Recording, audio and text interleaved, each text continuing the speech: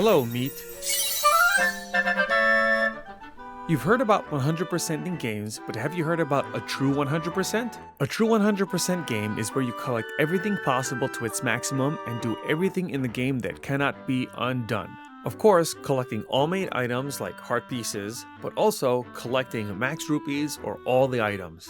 And the permanent stuff would be things like opening all chests or visiting every shop so the icons appear on the map. So I won't be counting things like cutting all the grass or defeating every enemy. Let's go over the list to get a perfect true 100% Zelda Echoes of Wisdom file. The first section is what speedrun.com considers to be 100%. Beat the game. 20 maximum hearts. All dungeons completed. All key items. Tri-Rod level 11, Clockwork Key from Dompe, Lockup Key from Farron Jail, Membership Card from Farron, Sword of Might, Bow of Might, Bombs of Might, all at level 3, and Sword Gauge at level 4. All 4 fairy bottles, all 5 stamp cards fully filled out, all 3 goddess sanctions. All 9 side quest items, Lovely Pendant, Floral Seashell, Magma Stone, Blast Powder Soil, Happy Clover, Heirloom Katana, Steel Trap, Golden Fan, and Prismatic Music Box. All equipment, all 26 accessories including the upgraded Curious Charm and the Survey Binoculars, and all 8 non-amiibo outfits.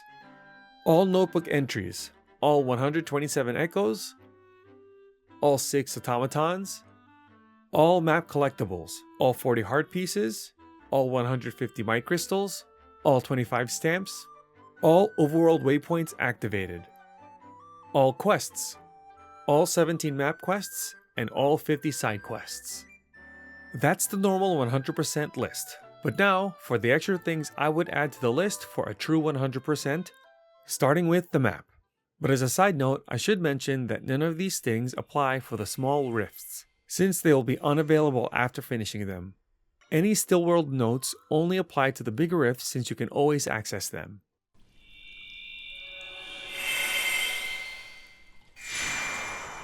Speedrun.com list has all the overworld waypoints activated, but I want to activate all the waypoints in the still world and the dungeons too. If you don't touch part of the map, there'll be smoke on the map. Let's remove all the smoke from the overworld and the still world. Also, make all icons appear on the map. Enter all shops, otherwise their icons won't appear on the map. This also applies for interacting with all the smoothie shops. And even entering all the caves. Most of them have bombable walls, so break all of them to enter them. Bombable walls don't respawn after they're destroyed, so destroy them all. There's other things in the game like this. First, there's bombable blocks. There's a bunch of them in the Elden Dungeon in the place where you get bombs. This also includes the purple web that can only be destroyed when in sword fighter form. And speaking of permanent things, when you get caught in Hyrule Castle, that stealth section, you get sent to the small room. A portal will appear after you defeat the enemies. These portals stay available after you've activated them the first time, so you have to activate all of them. The basement hallway has 3 of them, and there's one more in the stealth section left of the boss room. Enter all rooms in all the dungeons so they become visible on the map. Open all locked doors since all of them aren't necessary to open to beat some of the dungeons. Also the switches. Some switches need to be hit just to make sure the room is shorter to get through, so that means those switches don't actually have to be hit. Hit all the switches in all the dungeons and caves.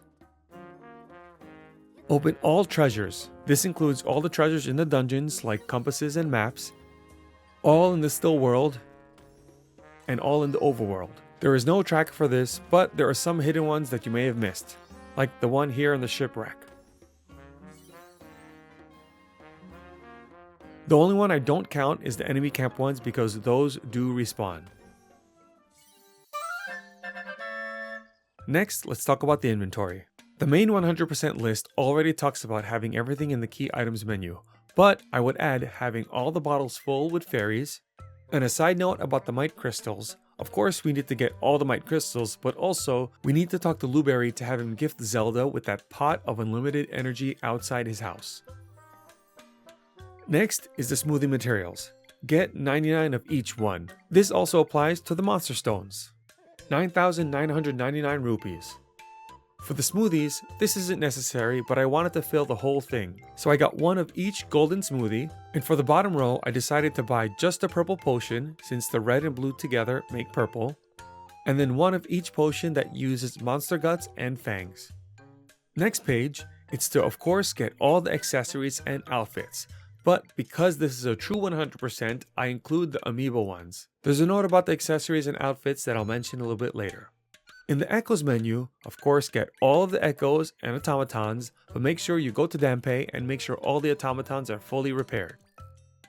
Next, there's actually something to collect in the settings menu, and that's to make sure you have all the tips. Another thing, if you look at the tips, you'll also see those red dots. They disappear once you view the tip. This also appears for all the items, accessories, Echoes, and automatons and stuff like that. So getting rid of all the red dots are one of the things I consider on my list.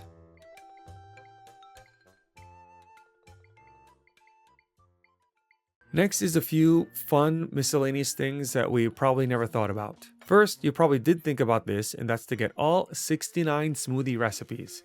You can press Y to view them all. Also, when you do this, the Deku Scrub will give you some golden eggs. And that's some dialogue that you may have missed.